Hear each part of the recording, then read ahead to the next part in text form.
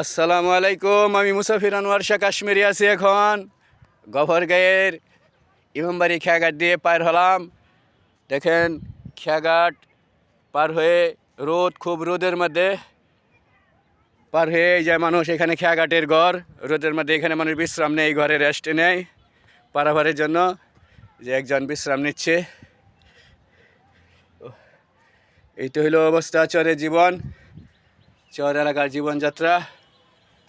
এই আছি খেয়াঘাটের ঘরের ভিতরে। ওই যে একজন ঘুমাচ্ছে কত আরামে, বাতাস চলতেছে, বাতাসের মধ্যে ঘুমাচ্ছে। আর এই খেয়াঘাটের মধ্যে পারাপারের জন্য এক মানুষের রেস্টে নেয়। আর দেখেন ওইখানে মানুষ যাচ্ছে রোদের মধ্যে, অনেকটা গ্যাপ হেঁটে যেতে হয়। ওই যে মানুষ যাচ্ছে চরের মধ্যে, রোদ। তো এখানে গিয়ে নৌকার মধ্যে উঠে পারাপার হয়।